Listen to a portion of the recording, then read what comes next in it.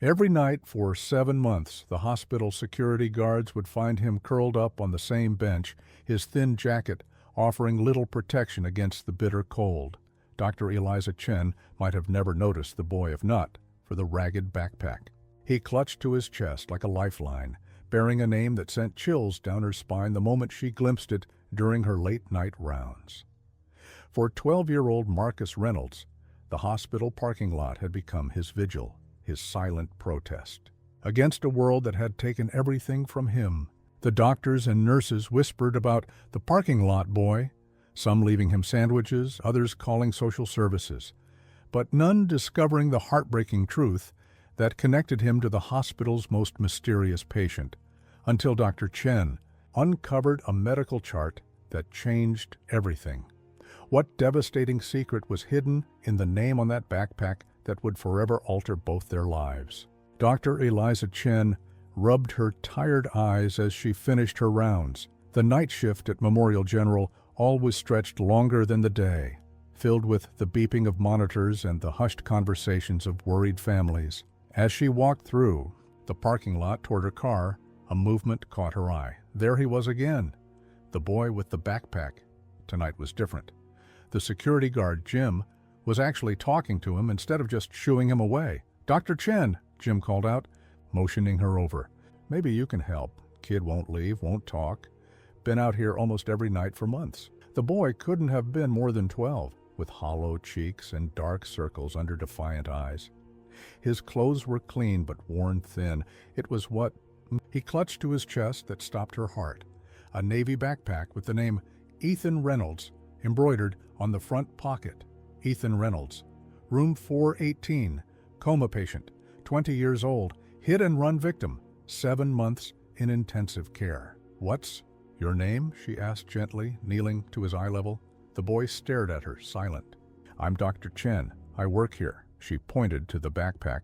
"Do you know Ethan Reynolds?" His eyes widened slightly before narrowing with suspicion. "He's my brother." "Your brother?" Dr. Chen felt the pieces clicking together. "Ethan is your brother? Is he still alive?" The boy's voice cracked. Dr. Chen chose her words carefully. "Yes, he's alive. He's been in our care for a while now. Are you here alone? Where are your parents?"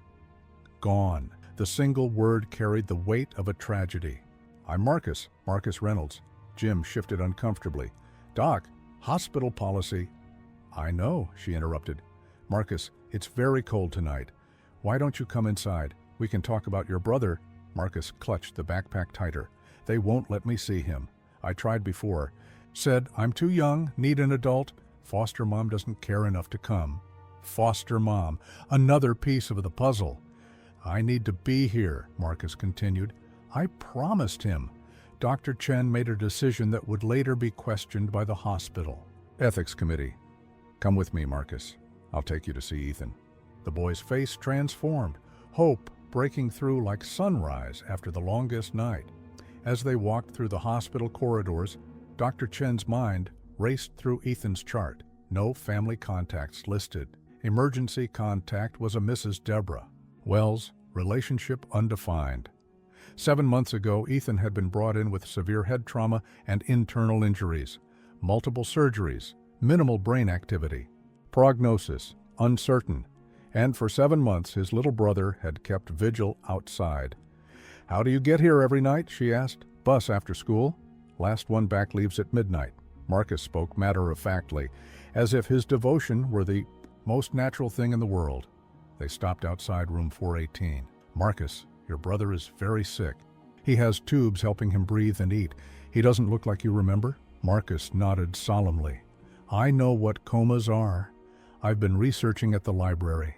Dr. Chen pushed open the door. The rhythmic sound of the ventilator filled the room. Ethan Reynolds lay still, his once athletic frame now thin, face partially obscured by the breathing tube. Marcus approached slowly, his small hand reaching out to touch his brother's arm. "Hey, Eth," he whispered. "Told you I'd find you." Dr. Chen blinked back unexpected tears as Marcus carefully placed the backpack on the bedside table like an offering. "He needs this," Marcus explained. "It has his lucky baseball card inside, and And pictures of Mom and Dad. He'd want it here. Marcus, Dr. Chen said gently, how long have you been coming to the hospital? Since they let him out of surgery. The nurse told me he survived, but they couldn't tell me more. His eyes never left his brother's face. I'm not supposed to be alone, but Mrs. Wells works nights.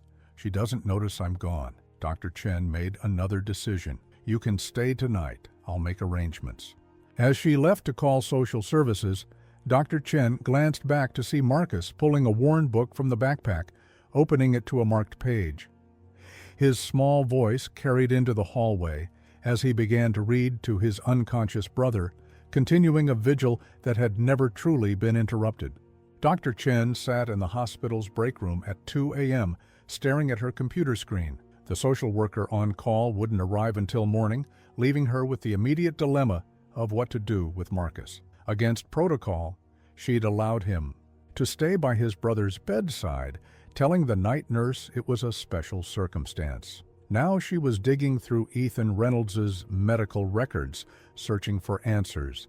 The admission notes from 7 months ago told a fragmented story.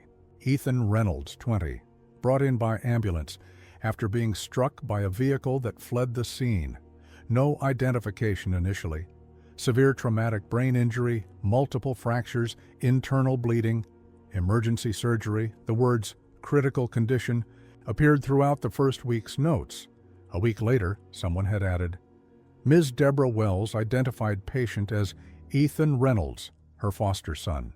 No immediate family, Wells listed as emergency contact. Nothing about a younger brother. Dr. Chen opened a new browser window and searched public records. The Reynolds brothers' story unfolded in cold bureaucratic language. Parents deceased in a house fire 2 years ago. Ethan, already 18, had petitioned for guardianship of Marcus, but was denied due to financial instability. Both placed in foster care, but in separate homes due to Ethan's age. You're still here? Dr. Patel's voice startled her.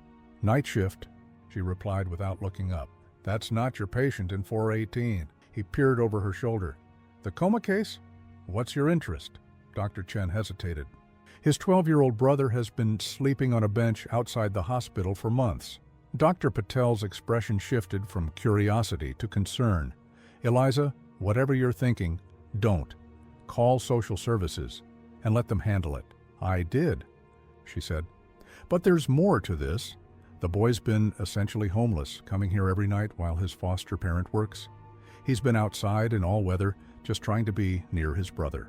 Noble, but not our problem. Dr. Patel's voice softened.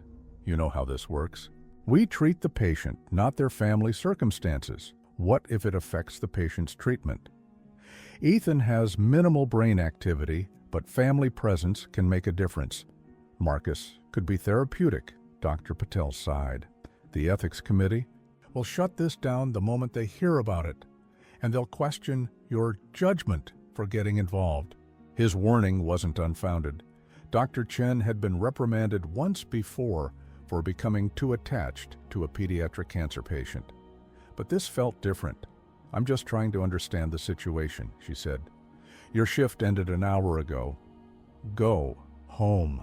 Dr. Patel patted her shoulder before leaving. Instead, Dr. Chen pulled up Marcus's school records. His attendance was spotty, but not alarming. Grades had dropped significantly after Ethan's accident.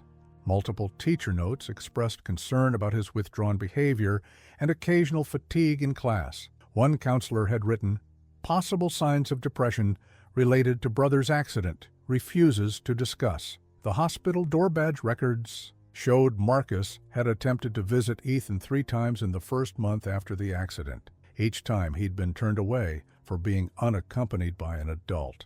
After that, the parking lot vigils began. Dr. Chen closed her laptop and walked back to room 418. Through the window, she could see Marcus had fallen asleep in the chair beside Ethan's bed, his small hand still resting on his brother's arm. His backpack was open, its contents visible, a worn photograph of 4 smiling people, a family that no longer existed, and a journal with dog-eared pages. The night nurse approached. Social services can't take him until morning. Hospital policy says I know what policy says, Dr. Chen interrupted, but I'm not waking him up to throw him back onto the street. He stays tonight under my supervision. Dr. Chen, you could get in trouble, then I'll get in trouble. She watched Marcus's chest rise and fall in peaceful sleep, perhaps his first in months. Look at his clothes, Sarah. They're thin, and it's 30 degrees outside. Look at his face. He's exhausted and malnourished. The nurse hesitated. I'll bring him a blanket. And maybe some food from the cafeteria for when he wakes up. Thank you. Dr. Chen returned to her observation. In sleep, Marcus's face had softened, the worry lines on his young forehead temporarily erased. For the first time, he looked like what he was, a child carrying an impossible burden. Tomorrow would bring complications, social workers, hospital administrators, ethical questions. But tonight, Dr. Chen had made the right decision. Of that, she was certain. Morning brought the inevitable confrontation. Dr. Chen found herself in the hospital administrator's office, facing both the administrator and a tired-looking social worker named Ms. Greer. You broke at least 3 hospital policies, administrators, Weber said, his voice clipped with irritation. Unauthorized visitor after hours, allowing a minor to stay overnight unaccompanied by a guardian, accessing patient records outside your assigned cases. The boy was sleeping on a bench in freezing temperatures, Dr. Chen countered. He's been doing it for months, while we all looked the other way. Ms. Greer cleared her throat. I've spoken with Marcus this morning. His situation is complicated. How? Dr. Chen asked. Deborah Wells took Marcus in as a favor to the system. She's nearing retirement age and works night shifts as a hotel receptionist. Marcus has been exploiting her schedule to visit his brother. Exploiting? Dr. Chen couldn't hide her disbelief. He's 12, traumatized, and desperate to be near his only family. Ms. Greer's expression softened. I understand your concern, Dr. Chen, but Marcus needs stability, not hospital hallways. What about Ethan? Having his brother near could be beneficial, Administrator Weber interjected. Dr. Patel is Ethan Reynolds' attending physician, not you. This isn't your decision to make. A knock at the door interrupted them. Dr. Patel entered, his expression unreadable. I've examined Ethan Reynolds this morning. I've also spoken with Marcus. He paused. I believe Dr. Chen's assessment has merit. The boy provides context we've been missing. The administrator raised an eyebrow. Explain. Ethan was a college student on scholarship working 2 jobs to save money. He was trying to gain custody of Marcus.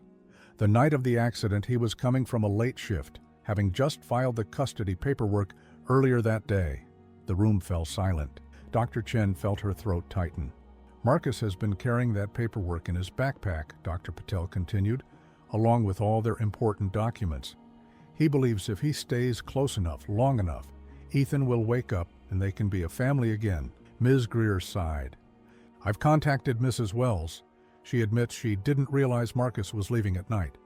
She's willing to surrender her foster care responsibility. Marcus will need a new placement. What about their extended family? Dr. Chen asked. There isn't any, Ms. Greer replied.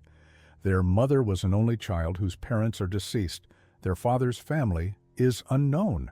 Dr. Chen thought of Marcus, who was currently sitting with a hospital volunteer in the cafeteria. His face had lit up when given a proper breakfast, as if such basic care was a luxury. Ethan turned 21 last month while in the coma, Dr. Patel added. When he recovers, he could legally be Marcus's guardian. But right now, he's going back into the system, Ms. Greer finished. I'll try to find him a placement that's close to the hospital. Administrator Weber straightened some papers. Now that this is being handled appropriately, Dr. Chen, I expect Marcus told me something else, Dr. Patel interrupted. Something medically relevant. Ethan has a history of seizures from a childhood injury. It wasn't in his admission records because he was unconscious on arrival and no one who knew his history was contacted.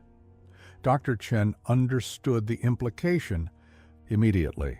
That could affect his treatment plan and explain some of his limited responsiveness. Precisely, Dr. Patel nodded. Dr. Chen, I'd like you to consult on the case officially. Administrator Weber frowned. This is highly irregular. So was a 12-year-old sleeping outside our hospital for 7 months without anyone doing anything about it, Dr. Patel replied evenly. The meeting ended with an uneasy compromise. Marcus would be placed temporarily in emergency foster care.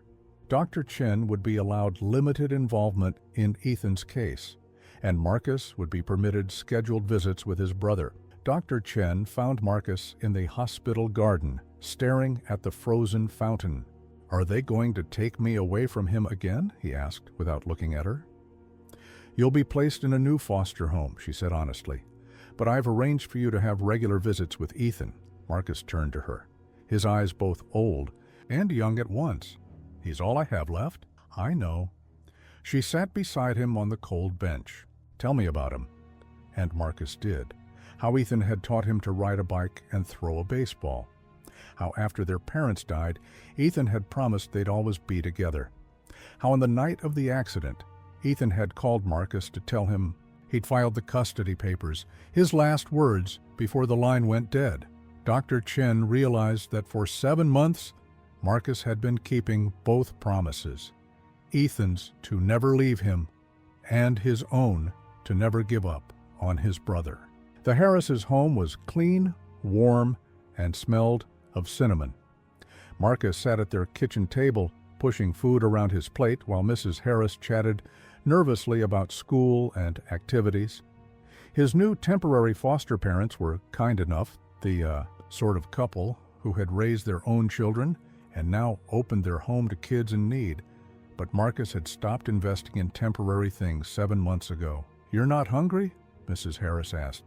"I need to see my brother," Marcus replied. Mr. Harris exchanged a glance with his wife. Dr. Chen arranged for visits 3 times a week. "Today's Tuesday, so tomorrow—" "That's not enough." Marcus put down his fork. "He needs me there." "Marcus," Mrs. Harris said gently, "your brother is receiving excellent care." Dr. Chen seems very committed to helping him. Marcus didn't bother explaining. They wouldn't understand the promise, the connection. How could they? They hadn't lost everything twice. The next day, Dr. Chen met Marcus at the hospital entrance. She'd started bringing a protein bar or sandwich, each time noticing how thin he was. Today's offering was a chocolate muffin and a carton of milk. "Thanks," Marcus said, accepting them cautiously. He'd learned that gifts often came with expectations. "I spoke with your teachers," Dr. Chen said, as they walked toward Ethan's room. "They're sending homework assignments so you can catch up." Marcus shrugged. "School doesn't matter right now." "It matters to Ethan," she countered. "The custody papers in your backpack. He was trying to create a stable home for you. That includes education." For the first time, Marcus looked at her with something other than suspicion. "You read the papers?" "I did." They stopped outside Ethan's room. "I also found something interesting in his medical tests. The new information about his history of seizures helped us adjust his medication. His brain activity has shown subtle changes." Marcus's eyes widened. "He's getting better?" "It's too soon to say that," Dr. Chen cautioned, "but it's a positive sign." Inside the room, Marcus immediately went to his brother's side. Dr. Chen noticed he'd brought a different book today, a worn paperback of The Hobbit. "It's his favorite," Marcus explained, seeing her looking at it. "I've been reading it to him. We were halfway through when—" His voice trailed off. Dr. Chen checked Ethan's vitals, adjusted his IV, and then sat in the chair opposite Marcus. "Tell me about the accident," she said quietly. Marcus tensed. "Why?" "Sometimes medical records miss things. Patient history can help treatment." Marcus opened the book, running his finger along a dog-eared page. "He called me that night, said he'd filed the papers and that soon we'd be together again. He was walking home from his late job because his car broke down." Marcus swallowed hard. "I heard tires screeching. Then nothing." "You heard the accident happen?" Dr. Chen felt a cold wave of realization. Marcus nodded. "I called 911. Told them my brother was hurt somewhere between the diner where he worked and our old neighborhood. I gave them his description. They found him. But you didn't tell them who you were?" "Mrs. Wells was home that night. I couldn't leave to go to the hospital. By the time I could sneak out the next day, they wouldn't let me see him." His small fingers gripped the book tighter. "They said family only, and I couldn't prove I was his brother. All our documents were with Ethan. The backpack, Dr. Chen said softly. Yeah, when they finally let Mrs. Wells see him, she brought me his things. The backpack had everything. Our birth certificates, parents' death certificates, the custody papers. Dr. Chen watched as Marcus began reading to his brother, his voice steady despite the emotion evident in his tight shoulders. She slipped out to give them privacy, processing what she'd learned. At the nurse's station, she ran into Dr. Patel. "How's our young friend?" he asked. "Dedicated, traumatized, wise beyond his years," she replied.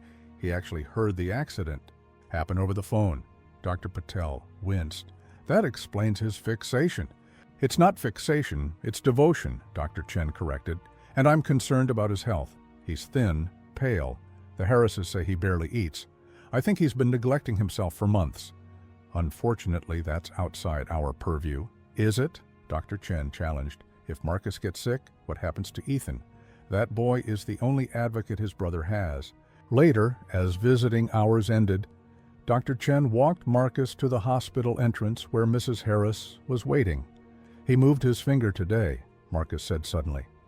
"When I was reading, nobody else saw, but I did." Dr. Chen chose her words carefully. "Involuntary movements happen sometimes."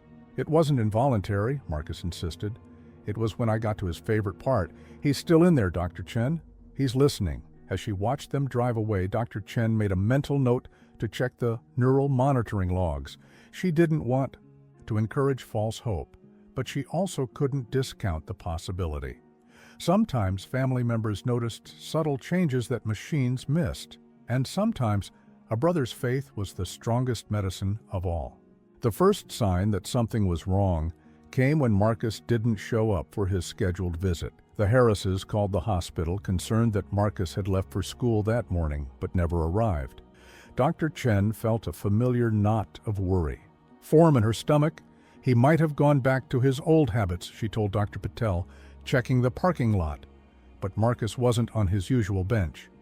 As hours passed with no word, Dr. Chen found herself distracted during her rounds checking the hospital entrances between patients. It was nearly sunset when security called up to the neurology floor. A boy had been found collapsed near the emergency entrance. Dr. Chen ran downstairs to find Marcus being wheeled in on a gurney, his face flushed with fever, breathing labored. Temps 103.5, the EMT reported. Probable pneumonia. Kid was barely conscious when the janitor found him outside. "Marcus," Dr. Chen leaned over him. "Can you hear me?" His eyes fluttered open, glazed with fever. "Ethan," he whispered. "Need to tell Ethan we're taking care of you now," she assured him, racing alongside the gurney as they headed for pediatrics. "The Harrises have been worried sick." "Don't send me back," Marcus pleaded, his voice breaking into a cough that shook his small frame. "Promise." Dr. Chen squeezed his hand. "Let's get you well first." The pediatric team worked efficiently, starting IV antibiotics, attaching monitors, placing an oxygen mask over Marcus's face. His condition deteriorated rapidly, the infection having clearly taken hold days earlier, while he stoically ignored the symptoms. "Severe pneumonia," Dr. Winters, the pediatrician, confirmed. "He's been sick for a while, probably started as a cold and progressed due to exhaustion and exposure." Dr. Chen thought of all those nights on the bench in freezing temperatures. "He's been through so much already." "You know him well?" Dr. Winters asked. "His brother is my patient upstairs. Coma." Case understanding dawned on Dr. Winters' face. "The parking lot boy, I've heard about him." By midnight, Marcus was delirious with fever, calling for Ethan between ragged breaths. The Harrises sat vigil in the waiting room, pale with worry and perhaps guilt for not noticing his illness sooner. "Dr. Chen," the night nurse called urgently. "He's asking for you." She hurried into the room to find Marcus trying to remove his oxygen mask, his movements weak but determined. "Ethan," he gasped as she gently restrained his hands. "Tell Ethan." "Shh, you need to rest," she soothed. "No." His desperation gave him momentary strength. "He needs to know. Not his fault." "What's not his fault?" "The car. Driver was aiming for me." Marcus's eyes were unfocused. lost in fever dreams or memory. I crossed first. Ethan pushed me, took the hit. Dr. Chen felt her blood run cold. The accident was deliberate?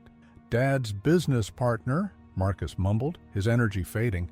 After the fire came for us. Ethan knows who. Tell him I'm sorry. He slipped back into restless sleep, leaving Dr. Chen stunned. If what Marcus said was true, Ethan's accident wasn't random at all. It was attempted murder.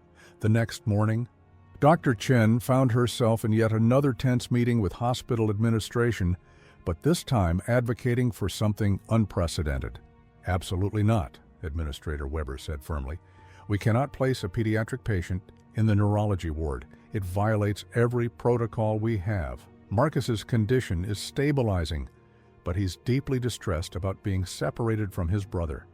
Dr. Chen argued. The psychological component is impeding his recovery. And you think rooming him with a comatose patient will help? Weber's tone was incredulous. I do. Dr. Chen turned to Dr. Patel for support. Dr. Patel cleared his throat. There's some precedent for keeping family members together in extraordinary circumstances, and Marcus has revealed information that may be relevant to Ethan's case. It seems the accident may not have been random. This caught Weber's attention. What do you mean? Marcus believes someone deliberately targeted them, Dr. Chen explained. Something to do with their parents' deaths. That's a police matter, Weber dismissed. It's also a patient safety matter, Dr. Patel countered. If someone intentionally harmed Ethan, and now Marcus is severely ill, immediately after revealing this information, the implication hung in the air. We've notified the police, Dr. Chen added, but in the meantime, keeping the boys together allows us to monitor them both. Marcus's condition requires continued hospitalization for at least a week. We're proposing he complete his treatment in Ethan's room. Weber pinched the bridge of his nose. The ethics committee will have a field day with this. Then let them, Dr. Chen said firmly. I'll defend my recommendation. These brothers have lost everything except each other. Separating them now, when both are vulnerable, is medically contraindicated. Later that afternoon, with reluctant administrative approval, Marcus was transferred to Ethan's room. Even sedated and weak, his face relaxed visibly when placed in the bed adjacent to his brother's. Dr. Chen adjusted both their monitors, then stepped back to observe the brothers side by side, one trapped in the prison of a coma, the other in the prison of circumstances beyond his control. Yet somehow, together, they seemed stronger than either was alone. The shared hospital room quickly became a subject of gossip among the hospital staff. Some thought it inappropriate, others found it touching. The nurses on the neurology floor adapted with surprising ease, checking 2 sets of vitals instead of one, speaking to both brothers during rounds, even though only Marcus could respond. Detective Rivera visited 3 days after Marcus's revelation, his weathered face serious as he interviewed the boy. Dr. Chen insisted on being present. You're saying the man who hit your brother was Victor Carnes, your father's former business partner? The detective asked gently. Marcus nodded, his color better but still pale against the hospital sheets. Dad and Mr. Carnes owned the construction company together. After the fire, Mr. Carnes got everything, the insurance money, the business, everything. And you believe the fire wasn't an accident? Ethan does. Marcus glanced at his brother's still form. He found something in Dad's office. Files right before the fire. He hid it in his backpack. That's why it didn't burn with everything else. Detective Rivera leaned forward. What did he find, Marcus? Financial records. Dad told Ethan that Mr. Carnes was stealing from the company. That's why Dad was going to dissolve the partnership. Dr. Chen watched Marcus closely, amazed at the clarity with which he recalled these details. No 12-year-old should have to understand corporate theft and murder, yet here he was, explaining complex motives with the directness of a child. The night of the accident, Marcus continued, I was meeting Ethan after his shift. Mr. Carnes must have followed him. When Ethan saw the car accelerating toward us, he pushed me out of the way. His voice cracked. He saved me. Again. Detective Rivera closed his notebook. I'll need to see those documents. They're in the backpack, Marcus pointed. The blue folder. After the detective left with the evidence, Dr. Chen checked Marcus's temperature, still slightly elevated, but improving. "You're getting better," she said encouragingly. "Is Ethan?" The question was straightforward, demanding an honest answer. Dr. Chen moved to Ethan's bedside monitors. His intracranial pressure has stabilized, and there have been some promising changes in his EEG patterns. What does that mean? It means his brain is showing more activity than before. Marcus absorbed this information with the seriousness of someone much older. The doctors at the beginning said he might never wake up. Medicine isn't exact, Dr. Chen explained. The brain is still largely a mystery to us. Some patients surprise us. "He'll wake up," Marcus said with absolute certainty. He promised. "We'd stay together." Dr. Chen adjusted Ethan's IV, noticing that the bruising around his eyes had finally faded, his features more recognizable now than in the early days after the accident. At 21, he should have been starting his adult life, not lying here suspended between life and death. "Dr. Chen?" Marcus's voice pulled her from her thoughts. "Can I ask you something?" "Of course." "If Ethan wakes up, will they let him be my guardian, or do we have to go back to different foster homes?" The question struck at the heart of what these brothers were fighting for, not just survival, but reunion. "The custody petition was filed before the accident," Dr. Chen said carefully. "If Ethan recovers sufficiently, there's a legal basis for his guardianship." Hope flickered across Marcus's face. "So we just need him to wake up?" "It's not quite that simple. Recovery from TBI is complicated. There could be physical challenges, cognitive changes." "I don't care," Marcus interrupted. "I can help him. I can do whatever he needs." His fierce determination reminded Dr. Chen why she'd fought so hard to keep these brothers together. Marcus wasn't just Ethan's advocate. Ethan was Marcus's entire future.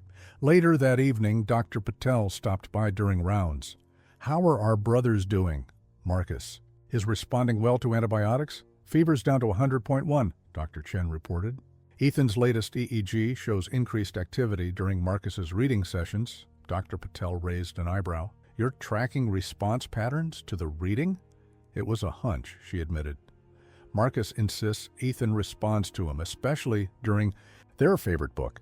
I've been monitoring brain activity during those times, and there's definitely something there. Not enough to indicate consciousness, but more than random firing." Dr. Patel studied the brothers thoughtfully. Marcus had fallen asleep mid-sentence, the book still open on his lap, one hand stretched toward his brother's bed. "The police detective called me. He's taking the attempted murder allegation seriously." "Good," Dr. Chen said fiercely. "These boys deserve justice. They also deserve a chance to be a family again." Dr. Patel hesitated. "The long-term care facility has been asking about Ethan's transfer. Insurance won't cover much more acute care without significant improvement." Dr. Chen felt a surge of protectiveness. "We can't separate them now, not when there's progress." "I agree, which is why I've requested an extension based on the new police investigation and the recent changes in brain activity." He smiled slightly. "Sometimes the system can work in our favor if we know which buttons to push." As they left the room, Dr. Chen glanced back at the brothers, one fighting to wake up, one fighting to stay awake, both fighting to stay together. Dr. Chen stared at Ethan's latest brain scans, comparing them with those taken just after the accident. Something wasn't adding up. She'd spent hours reviewing his case, looking for anything that might explain the unusual patterns in his EEG. "Readings? You're still here?" Dr. Patel's voice startled her. The neurology lab was empty except for them, the clock showing well past midnight. "Look at this," she pointed to the screen. "Ethan's hippocampal activity doesn't match typical TBI patterns, and his cerebellum shows unusual connectivity here and here."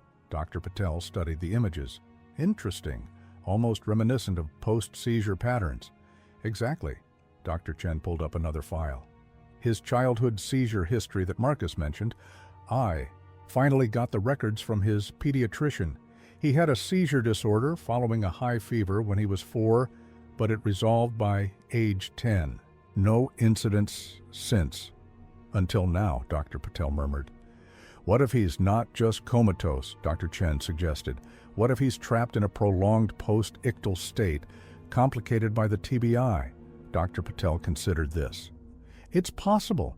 The initial trauma could have triggered a recurrence of the seizure activity, creating a cycle that's preventing full consciousness. And our standard protocol wouldn't address that, Dr. Chen said excitedly. We'd need a completely different medication approach. Wait, Dr. Patel cautioned. This is highly speculative. The evidence is circumstantial at best, but worth investigating, she insisted. There's a new clinical trial at Massachusetts General for refractory seizure states with consciousness impairment. Eliza, Dr. Patel's voice softened. I understand your commitment to these brothers, but experimental treatments are expensive, risky, and rarely covered by insurance. We have to try something, she argued. Ethan's window for meaningful recovery is closing. The neuroplasticity advantage diminishes with each passing month. Dr. Patel sighed. Present your theory at tomorrow's neurology conference. If the team agrees it has merit, we'll consider options, but manage your expectations and Marcus's. The next morning, Marcus was sitting up in bed looking stronger. His pneumonia was responding to treatment, though Dr. Chen had insisted he remain hospitalized to complete the full course of IV antibiotics. You look tired, Marcus observed when she entered. Late-night research, she replied, checking his vital signs. About Ethan? She nodded, deciding honesty was best. I'm presenting a new theory about his condition to the medical team today. I noticed some patterns in his brain activity that might give us different treatment options. Marcus's eyes lit up. You think you can help him wake up? I'm exploring possibilities, she said carefully. Medicine is often about trial and error, finding what works for each individual patient. What did you find? Marcus asked, his intelligence and curiosity apparent. Dr. Chen explained in simplified terms about seizure states and how they might be affecting Ethan's ability to regain consciousness. Marcus listened intently, occasionally glancing at his brother as if imagining him trapped in an electrical storm inside his own brain. There's a treatment that might help, she concluded, but it's experimental, expensive, and not guaranteed to work. But it could work, Marcus pressed. It could. The problem is getting approval and funding, Marcus thought for a moment. The insurance money from the fire? Mr. Carnes got it all? I believe so, according to what you told the detective. But if he stole it, if he caused the fire and tried to kill it, wouldn't that money be ours? Dr. Chen was struck by the boy's reasoning. Legally, yes, if he's convicted, but that could take years. Marcus nodded solemnly. I understand, but it's hope, right? The neurology conference that afternoon was more contentious than Dr. Chen had anticipated. Several colleagues dismissed her theory as wishful thinking, while others found merit in the unusual EEG patterns. The Massachusetts trial has strict inclusion criteria, Dr. Yamada pointed out. Even if we agree with your assessment, Ethan may not qualify. Not to mention the cost, another neurologist added. The treatment protocol runs upwards of $200,000. What about compassionate use? Dr. Chen suggested. Dr. Lin at Mass General is the principal investigator. I could reach out. Dr. Patel, who had remained silent throughout the debate, finally spoke. I support Dr. Chen's investigation into this approach. The evidence, while not conclusive, is compelling enough to warrant further exploration. His endorsement shifted the room's energy. By the end of the meeting, Dr. Chen had permission to contact Dr. Lin about possible inclusion in the trial, though the funding question remained unresolved. When she returned to the brothers' room that evening, she found Marcus reading aloud. From The Hobbit, his voice stronger than it had been in days. He paused when she entered. Did they agree to try your idea? They did. I'm reaching out to the doctor running the experimental treatment. Marcus nodded, satisfied. I knew you wouldn't give up on him. He turned back to the book, finding his place. Ethan never gives up either. That's why I know he's still fighting. In there. Dr. Chen checked Ethan's monitors, noticing yet again the slight increase in brain activity that seemed to correlate with his brother's voice. Whether coincidence, wishful thinking, or genuine response, it reinforced her determination to pursue every possible avenue for his recovery. Some medical mysteries required more than science to solve. Sometimes they also required faith, determination, and the unwavering love of a 12-year-old boy who refused to let go. Dr. Chen's email to Dr. Lin received a response faster than expected. The renowned neurologist was intrigued by Ethan's case and requested complete medical records and recent scans. A glimmer of hope, though faint, had appeared on the horizon. Meanwhile, Marcus's health continued to improve. The pneumonia was retreating, though he remained weak from months of self-neglect. Detective Rivera visited again, this time with news. "We've detained Victor Carnes for questioning," he told them. "The financial documents you provided show clear evidence of embezzlement. And we found something else. His vehicle had been repaired the day after Ethan's accident. New front bumper, hood, and windshield." Marcus nodded grimly. "I told you it was him." "This is just the beginning of the investigation," the detective cautioned, "but I wanted you to know we're taking this very seriously." After he left, Marcus sat quietly for a long time, staring at the backpack that had rarely left his side in 7 months. "Dr. Chen," he finally said, "I want to show you something." She pulled a chair beside his bed as Marcus unzipped the worn Navy backpack. For the first time, he emptied its contents completely. The folder of financial documents the detective had returned, a dog-eared copy of The Hobbit, several creased photographs, a small box containing a baseball card in a protective case, and a leather-bound journal. "This was my dad's," Marcus explained, handling the journal reverently. "He gave it to Ethan when he turned 18, said it was a family tradition." Dr. Chen watched as Marcus carefully opened it, revealing pages filled with neat handwriting. "Dad wrote the first part. These are his thoughts about becoming a man, about responsibility." Marcus turned several pages. "This is where Ethan started. Writing after Mom and Dad died." He pointed to an entry dated shortly after the fire. The handwriting was different, younger, less certain, but determined. "I promise to take care of Marcus, no matter what. He's all I have left, and I'm all he has. Today I started the guardianship paperwork. The system won't keep us apart much longer."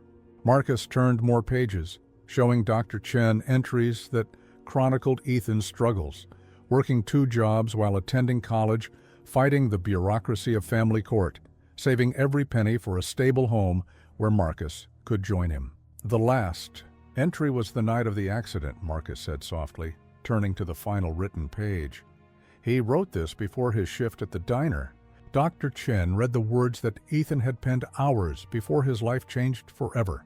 "Filed the custody papers today. Lawyer says our case is strong.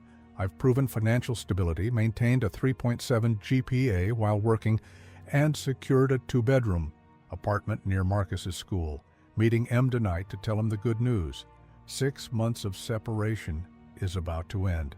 Nothing will keep us apart again." The cruel irony of those final words hung heavy in the room. Dr. Chen blinked back unexpected. "Tears? There's something else," Marcus said, pulling out a folded paper tucked in the journal's back pocket. "I found this after. It's the real reason Mr. Carnes wanted us both gone." The paper was a photocopy of what appeared to be a life insurance policy for Daniel and Catherine Reynolds, with a benefit amount of $2 million. But the beneficiary wasn't Victor Carnes. It was a trust for Ethan and Marcus. "Dad changed the policy a week before the fire," Marcus explained. "Mr. Carnes was the original beneficiary as his business partner, but Dad must have gotten suspicious.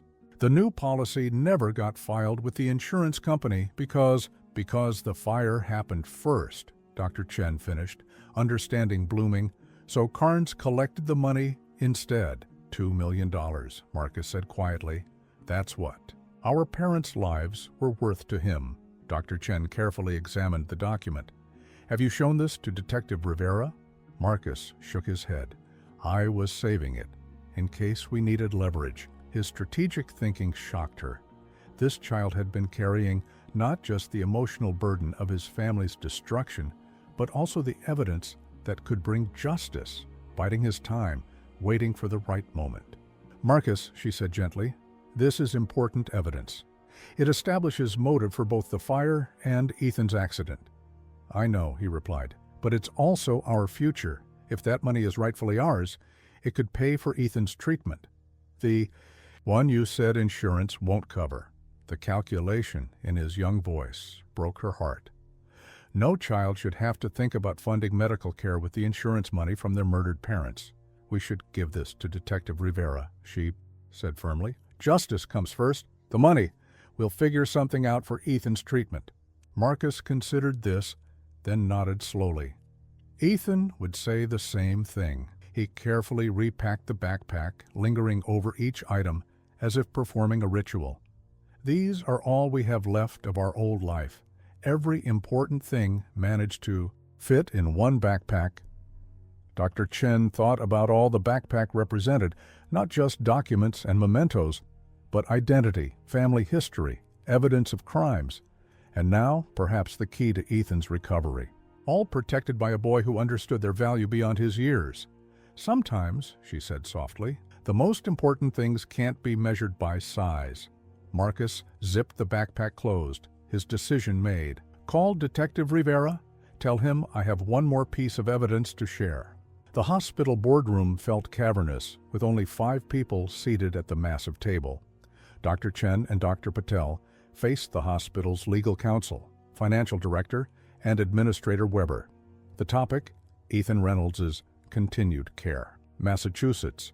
General has accepted Ethan for their clinical trial," Dr. Chen explained, pushing forward Dr. Lin's email. "They believe his case fits their research parameters for post-traumatic seizure states." The financial director, Ms. Patterson, adjusted her glasses. "The trial itself may be covered, but there are significant associated costs, transportation, pre-treatment testing, follow-up care, all outside standard insurance coverage. The family has limited resources," Dr. Patel said diplomatically. Ms. Patterson arched an eyebrow. "Limited? They have none. The brother is a minor in foster care. Ethan has exhausted his coverage limits. We've already extended his acute care stay beyond. What's typically approved? There are extenuating circumstances," Dr. Chen argued. "The criminal investigation is not our concern," Administrator Weber interrupted. "While tragic, the potential prosecution of someone for Ethan's injuries doesn't change the financial reality." The legal counsel, Mr. Harris, cleared his throat. "Additionally, who would consent to this experimental treatment? The brother is a minor. The foster parent has no legal standing for medical decisions of this magnitude." Dr. Chen had anticipated this obstacle. "We can petition the court for a medical guardian ad litem, someone appointed specifically to make these decisions in Ethan's best interest." "A process that could take months," Mr. Harris countered. "He doesn't have months," Dr. Chen said, her frustration mounting. "The longer he remains in this state, the less likely meaningful recovery becomes." Administrator Weber tapped his pen against the table. "Dr. Chen, your dedication to this patient is commendable, but potentially clouding your judgment. The most appropriate course of action is transfer to long-term care, where he'll receive minimal therapeutic intervention and likely never regain consciousness," she shot back. An uncomfortable silence fell over the room. Dr. Patel finally spoke, his calm voice a counterpoint to Dr. Chen's intensity. "Perhaps we're approaching this from the wrong angle. The Reynolds case has attracted attention from local media. The story of a boy sleeping outside our hospital for 7 months to be near his injured brother, it resonates." Ms. Patterson straightened. "What are you suggesting?" "A fundraising campaign," Dr. Patel said simply. "The community might support these brothers if given the opportunity." Administrator Weber frowned. "Using our patients as charity cases sets a concerning precedent, more concerning than abandoning a promising young man to a lifetime of unconsciousness when a potential treatment exists," Dr. Chen challenged. The meeting ended without resolution. A further consideration notation, the only outcome. Dr. Chen left frustrated but not defeated. There were other avenues to explore. She found Marcus sitting beside Ethan's bed, reading aloud from their father's journal. He looked up as she entered. "They said no?" he asked, reading her expression. "They're still deciding." She hedged. Marcus closed the journal. "That means no. It means we need a different approach," she corrected, sitting beside him. "The hospital board is concerned about costs and legal authority for treatment decisions." "I can decide for him," Marcus said firmly. "Legally, you can't. You're a minor." "Then who decides?" "Some stranger who doesn't even know him." Dr. Chen considered her next words carefully. "There's another option. We can take this public. Share your story, raise awareness, and funds." Marcus tensed. "You want to tell everyone about us? About everything?" "Not the private details. Just enough so people understand what you and Ethan have been through, and why this treatment opportunity matters." "Like charity?" His voice carried a hint of pride that reminded her of the dignity this child maintained despite everything. "Like community support," she corrected. "Sometimes systems don't work for individuals. Sometimes it takes people coming together to fix what's broken." Before Marcus could respond, a nurse appeared at the door. "Dr. Chen, there's someone here asking for you. A reporter from the Chronicle says he heard about the Reynolds brothers." Dr. Chen and Marcus exchanged startled looks. "I didn't call any reporters," she assured him. The mystery was solved moments later when Detective Rivera arrived, looking apologetic. News travels fast in police stations. Someone leaked the story about the boy who slept outside the hospital for months. Now that we've arrested Carnes, the press is connecting the dots. "Arrested?" Marcus sat up straighter. "Mr. Carnes is actually arrested?" Detective Rivera nodded. "The insurance policy was the missing piece. We have him on fraud charges while we build the larger case." For the first time in their acquaintance, Dr. Chen saw a genuine smile spread across Marcus's face. Not the polite half-smile he sometimes offered, but a real expression of relief. "So what happens now?" Marcus asked. "Now we prepare for a media storm," Dr. Chen said, already mentally drafting how to channel public interest into support. "Are you ready for that?" Marcus looked at his brother, then back at her. His young face showed a resolve beyond his years. "If it helps Ethan, I'm ready for anything." That afternoon, Dr. Chen and Marcus sat together for his first interview. The reporter, a compassionate woman named Sandra Kim, listened as Marcus described his 7-month vigil, his voice steady despite the emotion underlying his words. "Why did you sleep outside instead of going home?" Sandra asked gently. Marcus's answer was simple. "Because I promised we'd always be together, and promises matter." By evening, the story had been published online. By morning, it had been shared thousands of times. The hospital switchboard was flooded with calls from people asking how they could help the Reynolds brothers. The system that had failed them was about to face the power of public opinion, and Dr. Chen was ready to channel that momentum into saving Ethan's life. 3 weeks after the news story broke, Ethan Reynolds was transported by medical helicopter to Massachusetts General Hospital. The fundraising campaign had exceeded all expectations, raising over $350,000, enough to cover the experimental treatment and associated costs with money left over for rehabilitation if the treatment succeeded. Dr. Chen accompanied the brothers, having taken personal leave to oversee the transition. Marcus, now recovered from pneumonia, sat beside her on the flight, clutching the ever-present backpack. "What exactly will they do to him?" Marcus asked, watching the medical team monitor his brother during the flight. "The treatment has 3 phases," Dr. Chen explained. "First, they'll use specialized imaging to map exactly where the seizure activity is occurring. Then, they'll administer a targeted medication protocol designed to break the cycle. Finally, they'll use non-invasive brain stimulation to help reestablish normal neural pathways. And then he'll wake up. If it works, the seizure activity that's suppressing his consciousness should resolve." "But Marcus," she added gently, "even if he wakes up, recovery from a brain injury is a long process.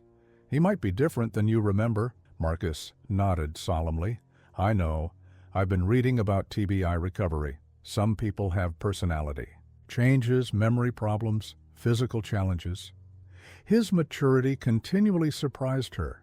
While other children his age were focused on video games and sports, Marcus had become a self-taught expert on neurological conditions. "Whatever happens," he continued, "we'll handle it together."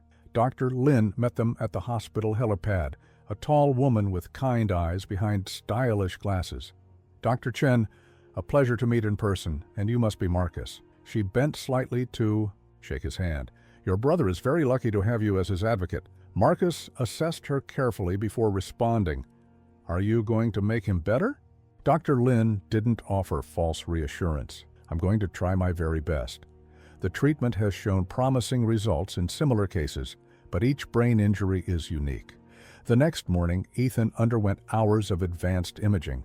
Dr. Chen and Marcus waited in a comfortable lounge where donations had provided a small, apartment-like setup for families of patients in the experimental program. "What if it doesn't work?" Marcus finally voiced the fear that had been hovering unspoken between them. Dr. Chen chose her words carefully. "Then we'll know we tried everything possible. Sometimes that's all we can do.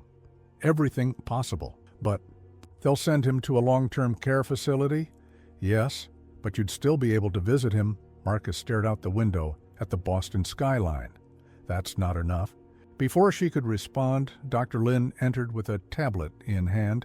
"We have the results of the imaging studies." She sat across from them, turning the tablet to show complex brain scans. "As you suspected, Dr. Chen, we're seeing evidence of persistent subclinical seizure activity in the temporal and parietal regions.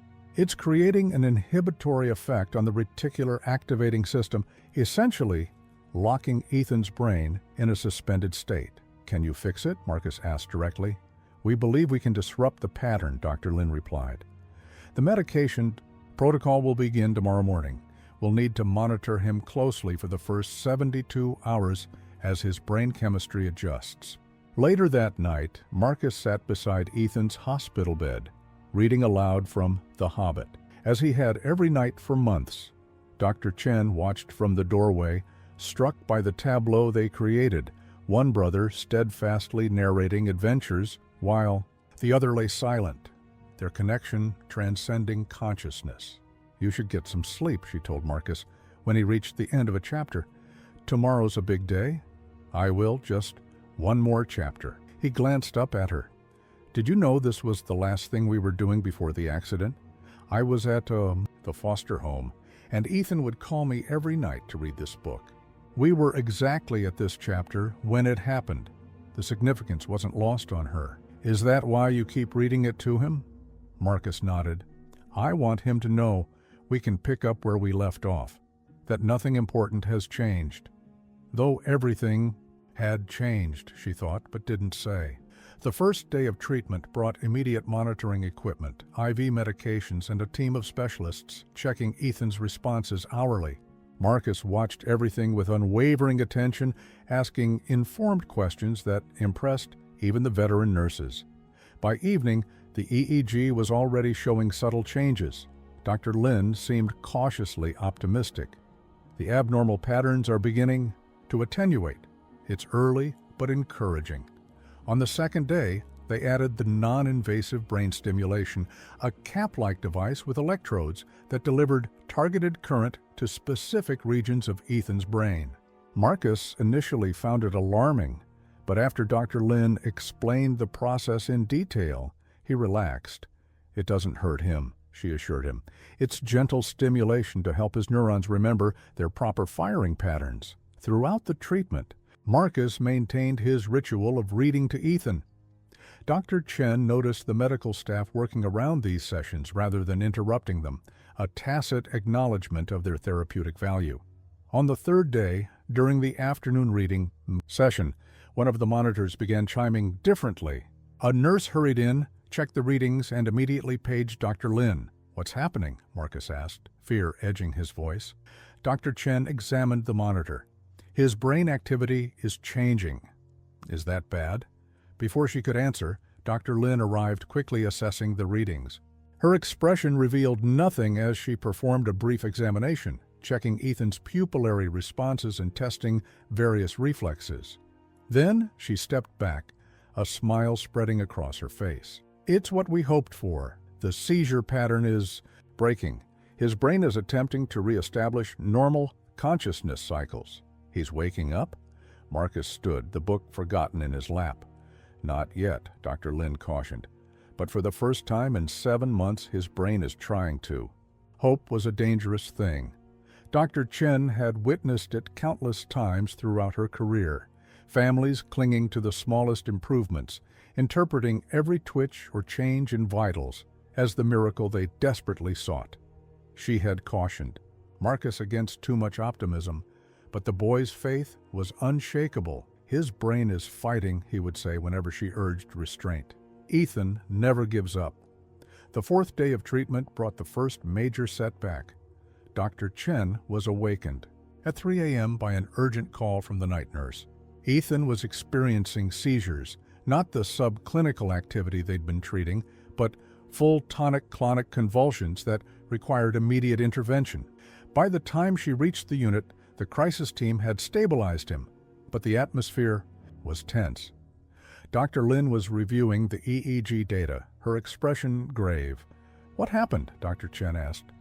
"The treatment disrupted the inhibitory pattern as intended," Dr. Lin explained. "But instead of gradually resolving, it triggered a cascade effect. We're seeing new seizure foci."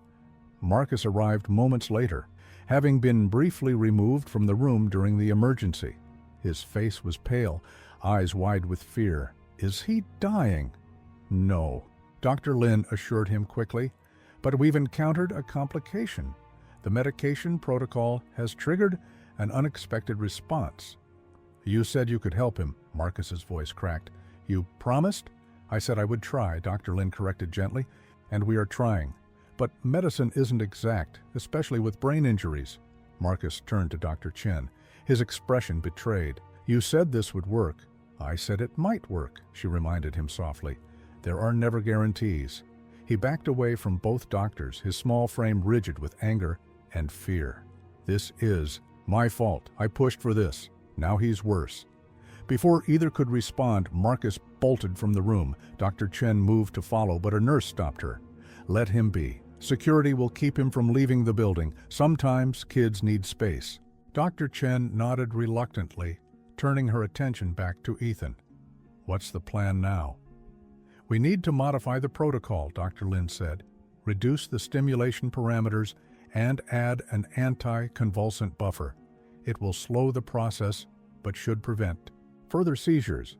"Will it still be effective?" Dr. Lin's hesitation spoke volumes. "Honestly, I don't know. We're in uncharted territory with the severity of his original injury combined with the prolonged seizure state."